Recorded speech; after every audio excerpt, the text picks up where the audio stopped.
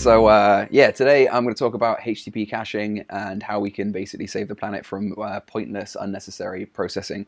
A lot of the talk is hilariously about people focusing on base speed when they should be focusing on other important metrics, like I should have been doing on my bike ride on the way in here today. If I'd have been focusing on, I don't know, patience using the brakes, not trying to be the fastest man alive, I might not have crashed. Longevity is important, and that's what we're talking about today. So, JSON-API and GraphQL, both are kind of designed to optimize for network speed. The whole point of everything is to just be like, to make this one thing happen as fast as humanly possible. And they do that in a bunch of ways. Like one of the ways is, you just request the fields that you want and you only get those back, and it's a very customizable way of interacting with data. But REST doesn't really care about that stuff quite so much. You can make a really fast API with REST, but it focuses on network efficiency over speed, right? And efficiency and speed usually sound pretty similar, but they can be different things.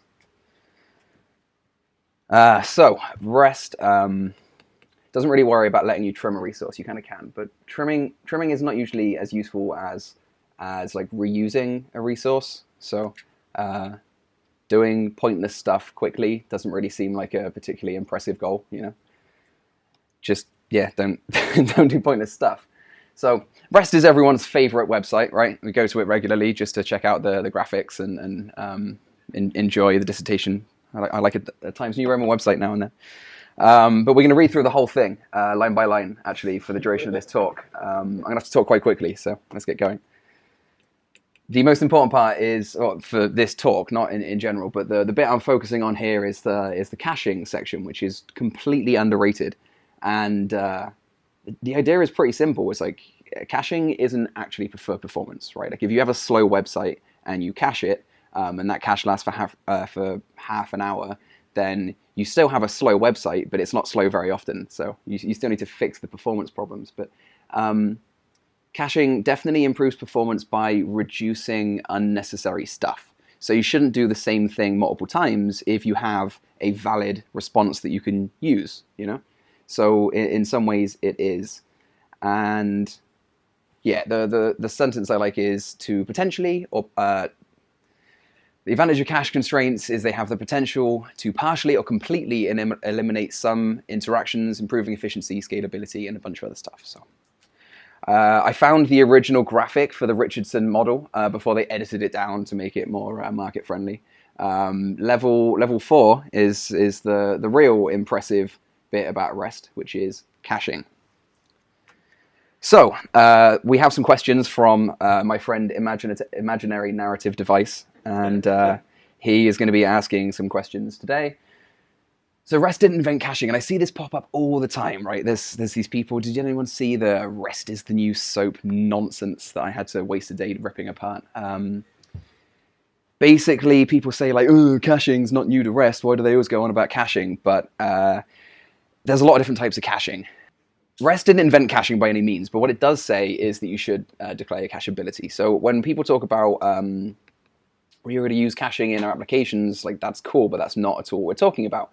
If you were to cache your application and just make it so amazingly performant that it was just lightning fast and it took 1 millisecond to respond to stuff, you still have to wait 100 milliseconds for it to get over the wire to bloody Puckle-Church, where the Google website takes 88 milliseconds to get there. I've been having a great time in Puckle-Church while I'm kicked out of New York. It's definitely a very similar place. So if Google is taking 88 milliseconds to get to me, then you can imagine other stuff might also take some time. So we're not talking about caching inside the API application server thing. We're talking about caching responses. So you make a request to that API, it does whatever it does, and then you get your answer, and we're talking about that kind of caching. So you can totally cache API responses by just bunging that into Redis or into the file system or wherever you want, but it's nonsense. Rails makes it really easy to do this nonsense, which is why so many people do. I am currently a Rails developer, boo, hiss, yeah, I get it. But so a lot of the examples are in Ruby, but this is really common. You have someone's calling some third-party website and they say, all right, I've got the UUID. I'm sure that's useful. This expires in 12 hours, I guess, right? And they just pick it out somewhere. And then they make the request to the API if that key doesn't exist within the expiry, right? And not only is that some random stuff that Rails people do a lot, it's actually something that GraphQL recommend. They actually treat it like a feature, which is just the most embarrassing thing. So their caching page should literally just go, but instead they try and describe it like it's got this really intelligent behavior. So they talk about by providing like IDs, you can build these really rich caches. Like, what does that mean? So they talk about how in endpoint-based APIs, clients can use HTTP caching, and they do that by identifying that no two resources are the same using the URL, right? So if you have these two different URLs, they're different resources and everything's okay. But they then forget to mention anything else to do with how any of caching works and just act like the ID is the only important thing.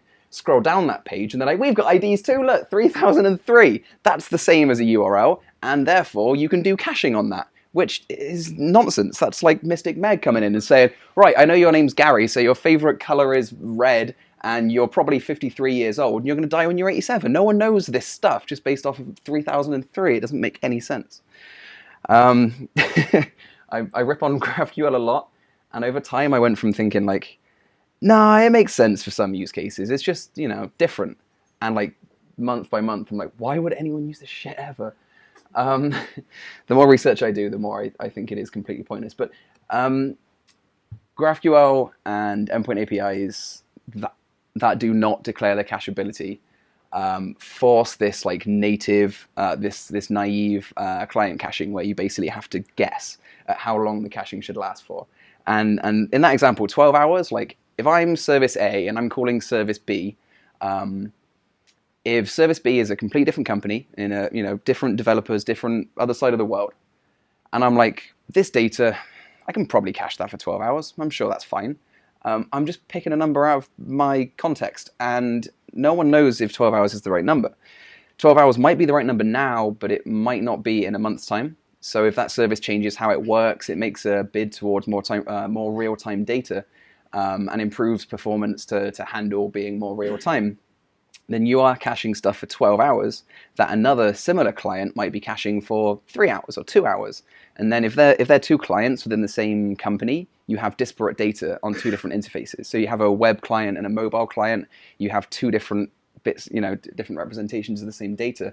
That's just embarrassing. And also it could go the other way. Like you could be making unnecessary requests because they've said, actually, this data doesn't change that often. There's no need for us to do this for 12 hours. It could last for a week or 2 days, and you're doing it unnecessarily.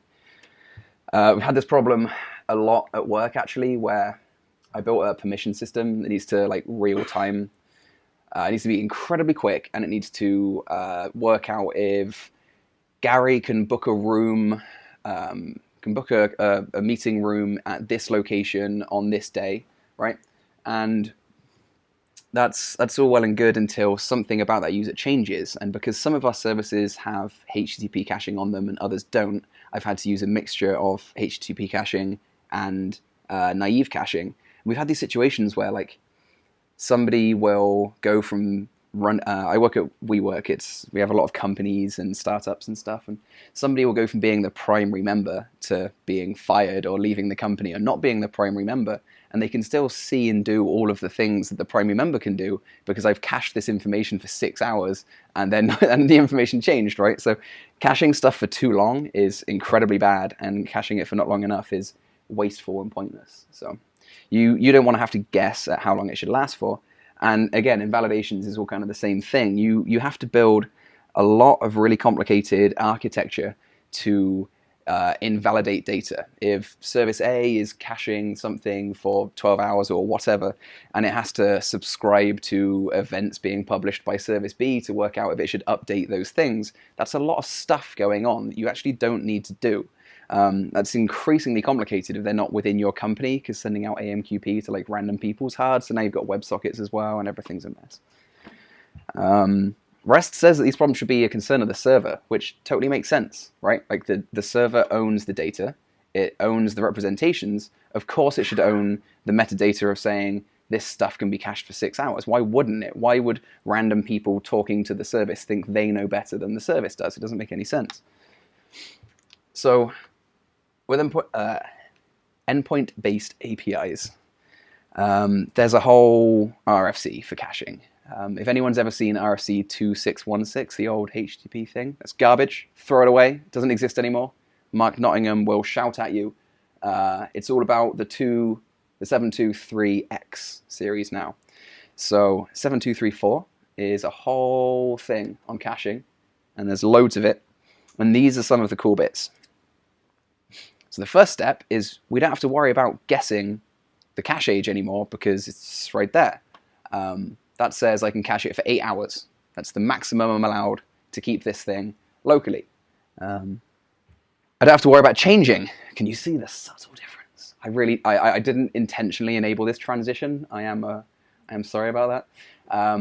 But there we go. We don't have to worry about the fact that the expiry changed, because if our client is configured to respect the max age, the fact that they've said, okay, 8 hours isn't that good anymore, we want 6 hours or whatever, we just listen to the thing it says. We don't have to worry about it. So something I've already said, actually, because I prepared this talk about as well as a Trump speech, which is fine because this is how many people we had at his inauguration anyway, so it's about on point. REST doesn't force you to cache, but it does say that you should declare your cacheability. That doesn't mean that you have to say, yeah, you can cache this, everything's cacheable. You can actually say, do not cache this. This is not a thing you should do. And there are 3 different ways of saying no, which is comical, and we'll get to those. But so invalidations are actually kind of interesting. There's a few different ways of doing it, but one of the most common is e-tags. So right here we have the first request that you make has a response, and it says you can. This is a public cache, so anyone can cache it. It will last for some amount of time, and your e-tag is this thing. Quite often an e-tag is an MD5 hash of a updated at timestamp or whatever, but the point is you don't need to know what it is, it's just a thing. So you get this thing back, and you store it in your cache, and the next time you want to hit turtles123, you are passing that string back. So you can store these in your cache locally, do whatever you want. And the cool thing is that this is conditional caching or validation. It has a million different words, but the idea is you get the tag back, you pass it along the next time, and if the 2 tags match, the server will say, yep, don't worry about downloading this thing. You've already got this thing. You don't have to download it again. And this all seems like a lot of work. It seems a bit weird to me at first that I am caching information but then also hitting the server even though I'm cached. I realized that wait, so if I have to do conditional caching, I'm not actually avoiding going over the wire. I'm still doing stuff. I'm still hitting the server. What's the point of that? But the benefit is quite subtle. If you're making a conditional validation check request, the server doesn't need to serialize JSON, and that is actually one of the most complex things that your application is doing, right? Most of the time, most of our things are just saying, go and get some data from SQL and munge it into this format and then shove it over the pipe, right? And if you don't have to do half of that, then it's half as quick or twice as fast. Numbers. So my Turtles controller from my very important turtle-based website, turtles.com, will fetch. It will do some arbitrary Ruby. None of us here care about Ruby. It will say that expires in 15 minutes, and this is really powerful. This is a really cool thing, and I actually have no idea if this exists in Laravel or whatever's popular this week. What this will do is basically say, we know that Turtle is an like a ORM model, and we know that that probably has an updated at. It does some stuff in the background to work out what the e-tag should be. You can specify e-tags yourself, so just pretend that that turns an object into an e-tag somehow. And what it will do is it will say, if they have passed the if match and it's the same as the e-tag that I'm computing right now, just don't do that bit. Just don't serialize it. Don't even load it up. Don't even worry about it. And this is still a fairly naive kind of primitive implementation, you could very easily say, because you're still fetching the data up the top, right? You're still hitting SQL, you're still doing some stuff. You can optimize that to say, like, here's a list of E tags and whether they're valid or not. You can make it quicker. But the really cool thing is there that you don't have to wait. The client doesn't have to wait for the JSON to download. So you don't have to wait for the server to generate it, and you don't have to wait for the pipes to give you your data. And again, from Pucklechurch, which is the fastest internet in the Southwest, the content download was 156 milliseconds for 400 kilobytes of JSON or something. It was quite a lot of JSON. It was a bit embarrassing. But this was comically, this was a 304 that actually was putting JSON in the body. So I've had to shout at some people at work about that. But the idea is here we have time till first byte, right? That is since Nginx passes off to your application and it starts thinking about stuff until it starts actually putting data into the pipe. If you are skipping the body and you're not actually rendering anything, then the time to first byte is going to be drastically smaller. So this 83 milliseconds might become 40. And if you aren't actually putting a body in, then this 156 is going to become 3. So your whole response will be much, much quicker if you aren't doing half the stuff that you're usually doing. So who's excited about HTTP caching so far? Seems pretty good, right? Yeah. Now the interesting thing about HTTP caching, much like most of the good things in REST, is that clients can completely ignore it if they want to. It's a layer that you can just kind of push in there. And if you have applications that don't use HTTP caching at all, you're doing RAD, you're cowboy coding, you're knocking out nonsense all over the place. But if later on you want to improve it, you can very easily push some clients that respect cache headers, and you can then push some APIs that omit cache headers, and in whatever order that happens and however long it takes your users to download, that stuff just magically happens. And because it's an ignorable thing, you're even going to have some other users of your API that just don't care. They either don't know or they don't care. And that's fine. Like an API with cache headers will still totally work if you ignore cache headers. It's not advisable to ignore the expiry times on products. It can make your milk taste funny, but it's totally fine. There's a bunch of different cache strategies that you might come across, and it depends on the type of application that you're building as to what you go for. But the default is generally, okay, we're about to make a request. Before going to the network, look at the URL and look at the query string parameters and look at headers that we think are relevant and check to see if there is a fresh content in the cache. Fresh means it's before the expired time. So if there is a stale bit of content found, that is one that matches everything but it's past the expires, you can create a conditional request. So it will use the E tag stuff like I said, and it will, if it gets a 3 or 4, it'll be like, oh cool, that stale thing is actually fresh again. We still don't need to download the thing, just change the timestamps. And if no content is found, then it will create a normal request, which just goes and gets the thing and downloads all the JSON and shoves it into the cache, and everything is normal. And I'm sure a lot of you are thinking this. I can see from your faces, you're like, I don't remember half of this stuff. This is a lot.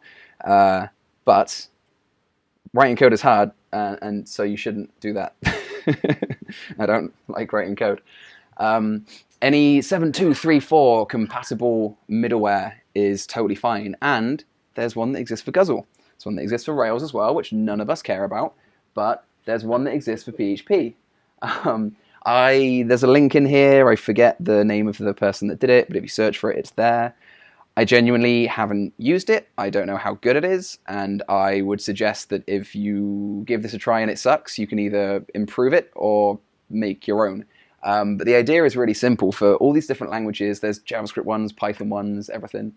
You just shove it in your middleware stack, and then it does all of the things I said, all of that stuff, it just does it, which is really cool. You don't have to think about anything, which is how I live most of my life.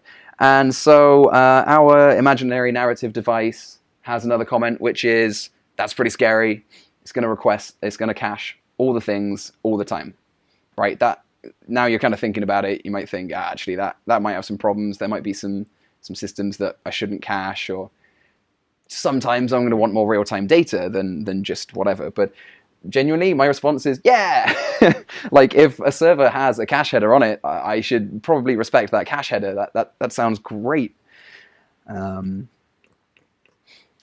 But a bit of a Brexiteer, this guy. You can tell he really likes his freedoms in the face of logic. But sometimes he wants control over using cache data or not, right?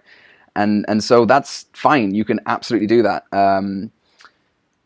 One situation where you might want cache data is like, at work I found this weird thing where we were doing a put to update, but then we were also doing a get on the thing we just updated. Instead of looking at the response, we were getting it, because I think it was like put on a v2 user object and then get on the v3, so it was updated, and that's just disgusting and weird, but I don't know why that happened. But the point was, we had to make sure that the cache control on the request was set. Now, not a lot of people know that you can do this. Cache control is actually a thing you can put on requests as well as responses.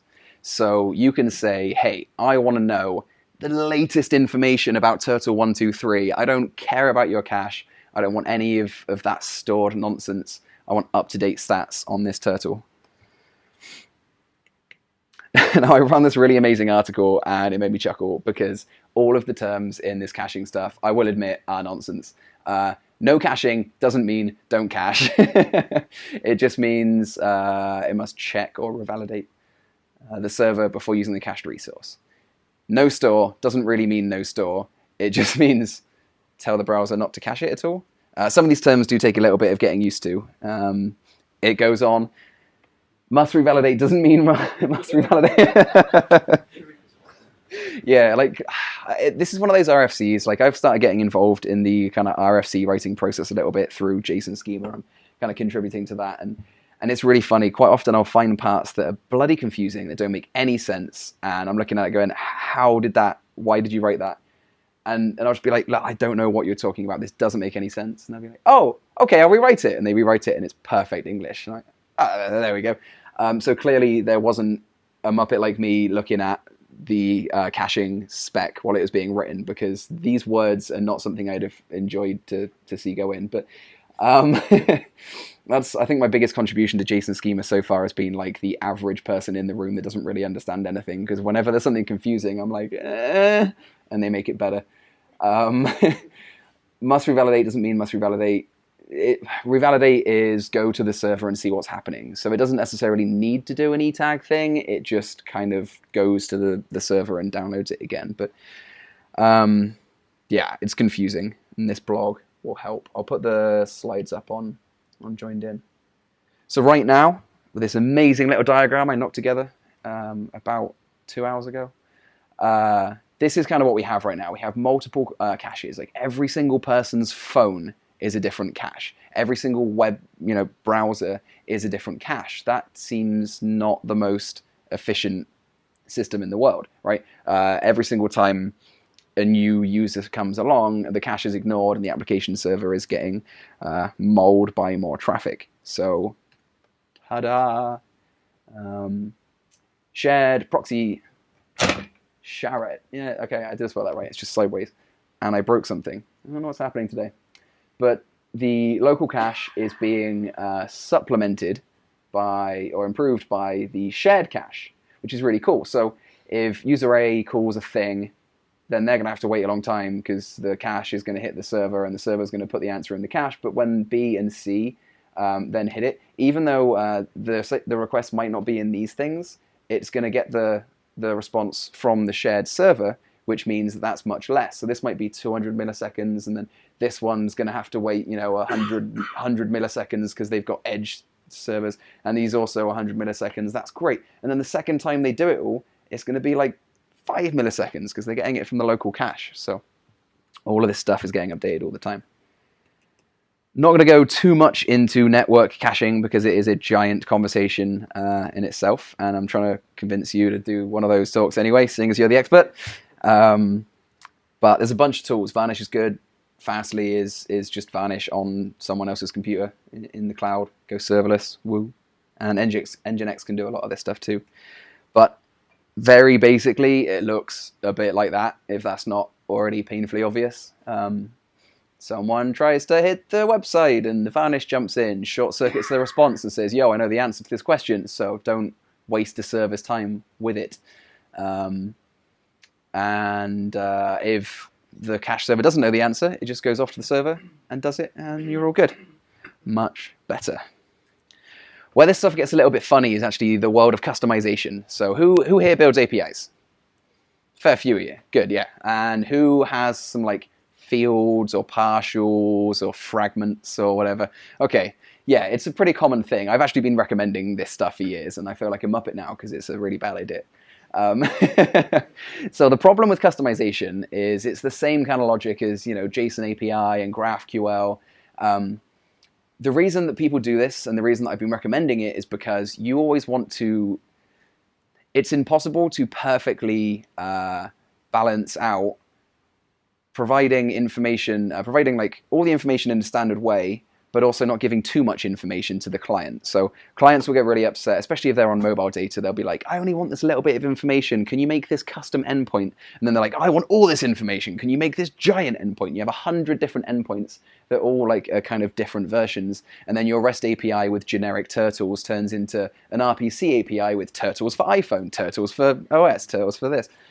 So often like fields is that perfect, like, here's all the options, do it yourself, I'm not going to do this for you, which makes sense, but it completely destroys the ability for you to cache stuff in any sort of meaningful way, because if you know how things like varnish work and all of the caching logic, like that query string is part of the unique identifier. You know, the unique identifier doesn't stop at get turtles 1, 2, 3. This isn't the identifier, like, and this isn't the identifier. The whole damn thing is the identifier. So when you get these different requests, they're all completely different requests. They're all different cache entries. They're all, you know, not the same thing at all. And even though you're requesting the same fields, if you request them out of order, it's completely different. The varnish cache doesn't, you know, doesn't understand your CSV field syntax. It doesn't care. And you could probably configure one too, but then you're rewriting varnish, and that sounds terrible. So there is a vmod. Yeah? Yeah, somebody thought about it. So your query string, query string, if your query string is in or out of order, it will always put it in alphabetical for the hash. Ah, well, interesting. So that would order your query string values, the query string parameters, but it wouldn't sort the values, right? Sort that. Right. Yeah. So that's the tricky thing. Some people have like fields and includes, and there's other stuff. So yeah, even with clever extensions, like you're still screwed on the CSV stuff. So it generally isn't the best idea. Why bother? Some people do it because some of the values are computed on the fly, and you know, you call this one field and it has to go and talk to a different server, which on the first day of the month crashes all the time. That's not a specific thing that happens at work at all. But the answer to that is you don't compute values on the fly. You do anything you can to pre-compute. And if you do have to put these really slow, tricky values, put them in a sub-resource that people can specifically call if they want to. But let's have a little look at this scenario, right? We're talking about customization for speed. Client A is talking to turtles, and they only care about name and lifespan. Both these servers, all these requests are running through a network cache proxy thing, and all of these clients care about performance as much as possible. So client A calls up turtles of fields, name and lifespan. That might take 200 milliseconds to come over the wire. Client B only cares about name, so they've saved 8 milliseconds by chopping out that little bit of JSON. You know, in a collection, that could be quite a lot. So yay for 4% speed up. Now let's look at a slightly different approach. If both the clients said, okay, we're not going to get too picky about the exact fields that come back, just give me the whole thing. Now, unfortunately, it's gone from 200 milliseconds to 220 milliseconds because we're actually accepting quite a lot more. There's a lot of information about turtles. It's very hard to own one, let me tell you. But the second request is going to be 118 milliseconds because it's coming from the cache. It hasn't had to go to the application thing. It hasn't had to hit Nginx. It hasn't had to wait for Laravel to boot its 5 different million whatever it does. So there's actually quite a lot of stuff that it's completely skipped by not even vaguely going anywhere near the application server. So we have an initial 10% slowdown by requesting all the things, but we have a 46% speed up on secondary requests for that same resource, which is so much more interesting than that 4% we gained by trimming out a few bits. And then if client A and B both go and add a local cache, then we don't even have to worry about that 118 milliseconds because they just hit memcache, which is either on the same server or it's like internally nearby or something else. And now it's 4 milliseconds instead of doing that. So caching is fantastic. One of the things that I've recommended and seen, YouTube used to do this. They don't really do it since they got bought out by Google, but they used to use partials instead of fields. So obviously, if you're telling the client to request every single field they want, the chances of you getting a cache hit are slim to none. But if you group them under partials and there's different chunks, you have like basic info and statistics and like other stuff like that, the chances of a cache hit is a little bit larger. But I still don't really recommend this. Like I kind of recommend it as a hack if you have to, but really, if you're doing that stuff, it probably means you should have been. It probably means you should embrace HTTP 2 and make smaller representations with sub-resources, and you can make extra requests because HTTP 2 makes it really easy to asynchronously multiplex a whole bunch of requests, and we don't still live in 2011, so it's not slow or scary, but that's a whole other chapter in my book. This is some ridiculous stock art I've got because I didn't get around to getting someone to design it for me. But if the book isn't done yet, it's nearly done. I'm like 3 or 4 chapters in, and I'm really excited about it. It's a book about kind of talking to other APIs. So not about building the nicest API in the world. It's about talking to other people's, and it has loads of stuff like this. And I actually remember things when I write them down instead of blazing through it all 10 minutes too fast because I fell off my bike. So if you use the code Brizzle, you get a discount. And if you do all the stuff that I talked about in this talk, we might be able to save my friend here from going extinct because all the ice caps have melted. Thank you very much. Rate this talk on that. And yeah, to the pub.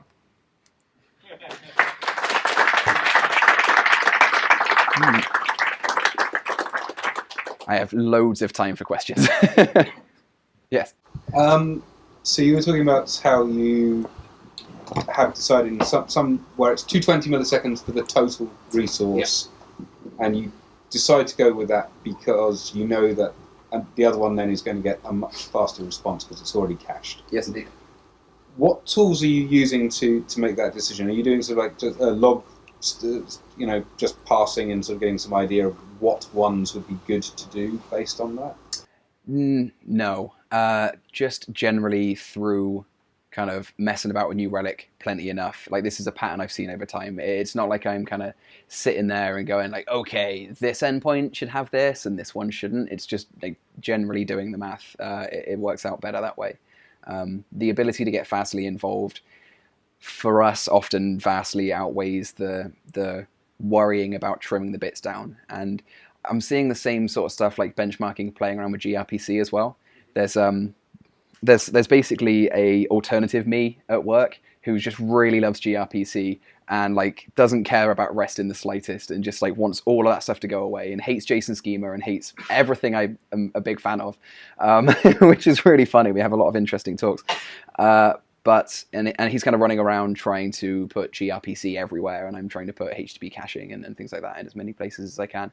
And it's the same kind of thing. Like he does some benchmarks and says like, if I call this URL 100 times, then it takes longer than if I call this gRPC equivalent with protobuf because, you know, the JSON is much smaller when it's protobuf and it's compacted. And I'm like, yeah, but if you didn't call that URL, then it would be even quicker because you didn't need to call it. So it's very hard to benchmark this stuff because all benchmarks are synthetic.